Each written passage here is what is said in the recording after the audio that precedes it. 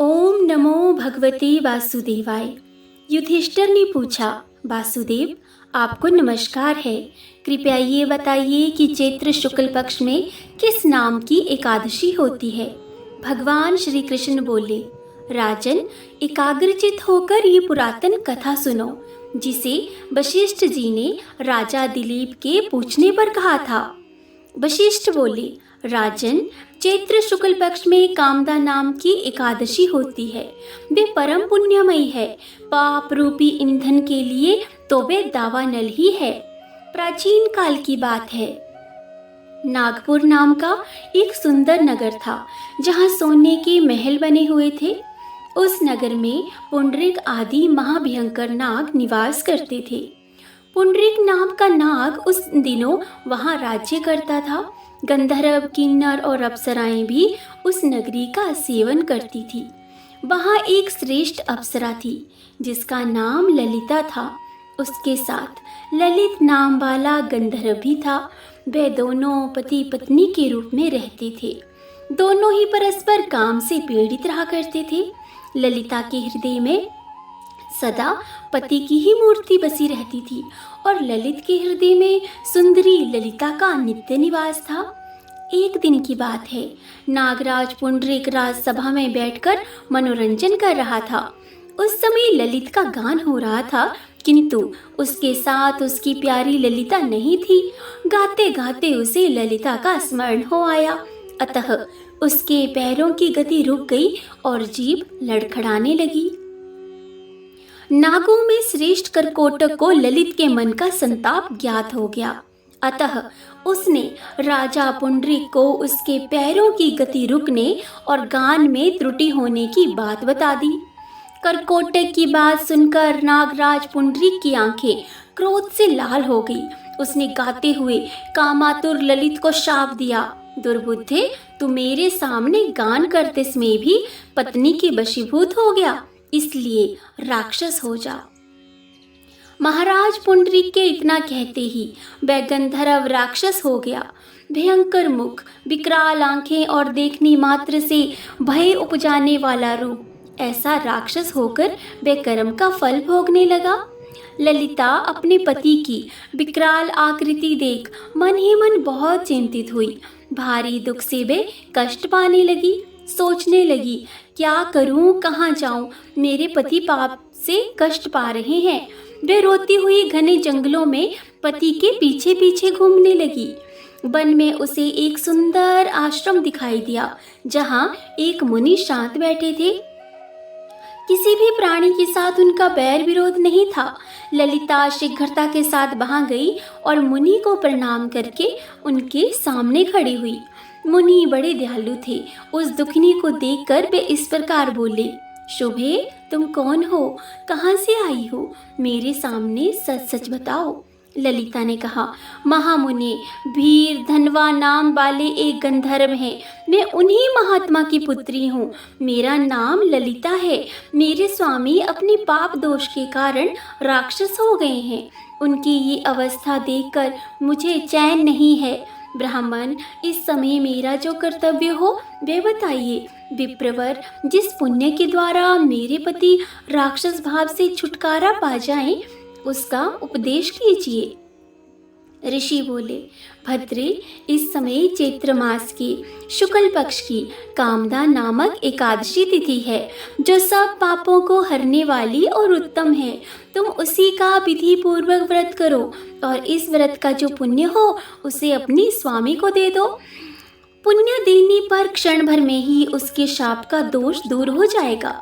राजन, मुनि का ये वचन सुनकर ललिता को बड़ा हर्ष हुआ। उसने एकादशी को उपवास करके द्वादशी के दिन उन ब्रह्म ऋषि के समीप ही भगवान वासुदेव के श्री विग्रह के समक्ष अपने पति के उद्धार के लिए ये वचन कहा, मैंने जो ये कामदा एकादशी का उपवास व्रत किया है, उसके पुण्य के प्रभाव से मेरे पति का राक्षस भाव दूर हो जाए। वशिष्ठ जी कहते हैं, ललिता के इतना कहते ही उसी क्षण ललित का पाप दूर हो गया। उसने दिव्य देह धारण कर लिया, राक्षस भाव चला गया और पुनः गंधर्व तत्व की प्राप्ति हुई। नृपश्रेष्ठ वे दोनों पति पत्नी कामदा के प्रभाव से पहले की अपेक्षा भी अधिक सुंदर रूप धारण करके विमान पर आरूढ़ होकर अत्यंत शोभा पाने लगे। ये जानकर इस एकादशी के व्रत का यत्न पूर्वक पालन करना चाहिए। मैंने लोगों के हित के लिए तुम्हारे सामने इस व्रत का वर्णन किया है। कामदा एकादशी ब्रह्म हत्या आदि पापों तथा पिशाचत्व आदि दोषों का नाश करने वाली है। राजन, इसके पढ़ने और सुनने से वाजपेय यज्ञ का फल मिलता है। तो आज हमने सुनी कामदा एकादशी की व्रत कथा। आज के दिन विष्णु चालीसा का पाठ भी अवश्य ही करना चाहिए। तो आइए अब हम करते हैं विष्णु चालीसा। विष्णु सुनिए विनय, सेवक की चितलाय, कीरत कुछ वर्णन करूं, दीजई ज्ञान बताय, दीजई ज्ञान बताय।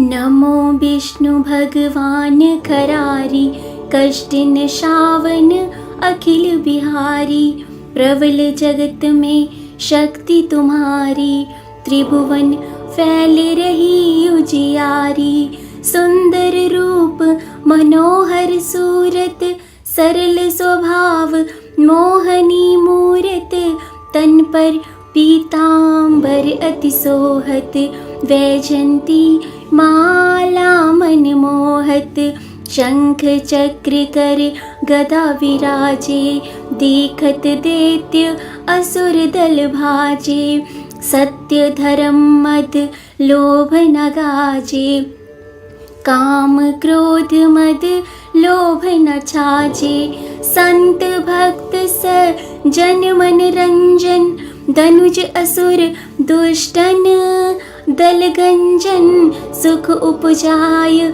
कष्ट सब भंजन, दोष मिटाय करत जन सज्जन, पाप काट भव सिंधु उतारण, कष्ट नाश कर भक्त उबारण, करत अनेक रूप प्रभु धारण, केवल आप भक्ति के कारण, धरणी धेनु बन तुम्ही पुकारा, तब तुम रूप राम का धारा, भार उतार असुर दल मारा, रावण आदिक को संहारा, आप बराह रूप बनाया, हरण्याक्ष को मार गिराया, धर्म तस्य तन सिंधु बनाया, 14 रत्नन को निकलाया, अमिलख असुरन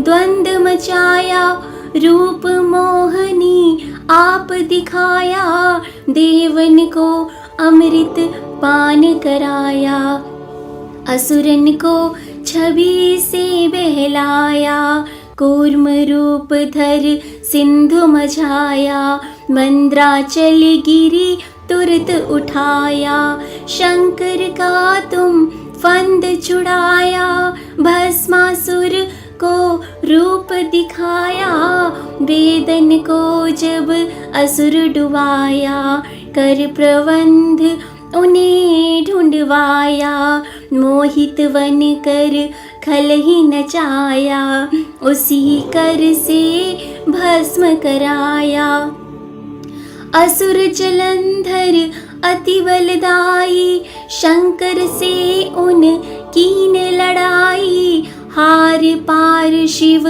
सकल बनाई, कीन सती से छल खल जाई, सुमिरन कीन तुम्हें शिवरानी, बतलाई सब विपत कहानी, तब तुम बने मुनीश्वर ज्ञानी, वृंदा की सब सुरति भुलानी, देखत 3 धनुज शैतानी, वृंदा आए तुम्हें लपटानी, हो स्पर्श धर्म क्षतिमानी, हना असुर उर शिव शैतानी।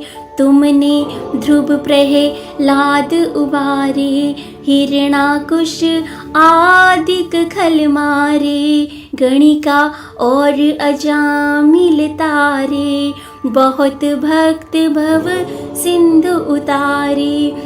हरहु सकल संताप हमारे, कृपा करहु हरि सिरजनहारे। देखहु मैं निज दर्श तुम्हारे, दीन बंधु भक्त निहितकारे। चहत आपका सेवक दर्शन, करहु दया अपनी मधुसूदन। जानु नहीं योग्य जप पूजन, होए यज्ञ स्तुति अनुमोदन। शील दया संतोष सुलक्षण, विदित नहीं व्रत बोध विलक्षण। करहु आपका किस विधि पूजन, कुमति बिलोक होत दुख भीषण। करूं प्रणाम कौन विधि सुमिरन, कौन भांति में करहु समर्पण।